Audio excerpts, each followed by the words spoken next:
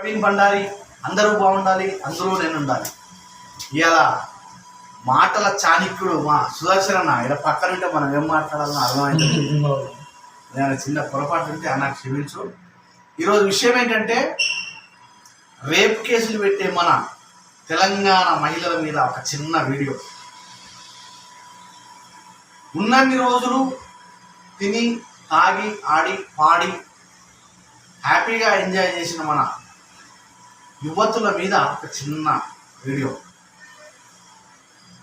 రాజ్ తరుణ్ అయితే ఏంది, Johnny master అయితే ఏంది, హర్ష సాయి అయితే ఏంది, మల్లిక్ తేజ అయితే ఏంది,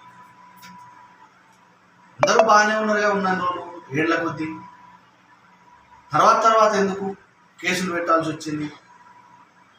ఎవరైనా పెట్టించిరా? మీరే పెట్టిరా? జానీ మాస్టర్ నేషనల్ అవార్డు పోవడానికి కారణం ఎవరు? అసలు నేషనల్ అవార్డు వరకు రావడానికి ఎంత కష్టపడితే నేషనల్ అవార్డు వస్తుందో తెలుసా? ఎవరో చెప్పి పెట్టించిరా? మీ అంతలో మీరు పెట్టాలనుకుంటే అప్పుడే పెట్టాలి కదా. ఆల్రెడీ మేము చాలా ఏళ్ళ నుంచి కలిసే ఉంటున్నాం.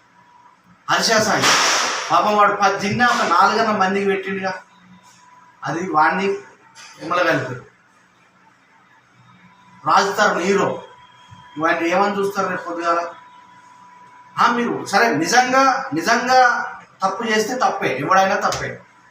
ఏ మాస్టర్ కానీ ఏ మిస్టర్ కానీ తప్పే. నిజంగా రేపు చేస్తే తప్పే, మనం కూడా దాన్ని సమర్థించే సమస్య లేదు. కానీ ఏళ్ళ కొద్దీ మీరు కలిసి ఉండి లాస్ట్కు మీకు కుదరక మీరు కేసులు పెట్టి వాళ్ళని జీరోకి తీసుకురావడం అనేది పొరపాటు. ఎందుకంటే వాళ్ళు చాలా కష్టపడి జెన్యున్గా కష్టపడితే మాత్రమే ఆ స్టేజ్కి వస్తారు. దయచేసి పునరాలోచన చేయాలని కోరుకుంటూ మీరు ప్రవీణ్.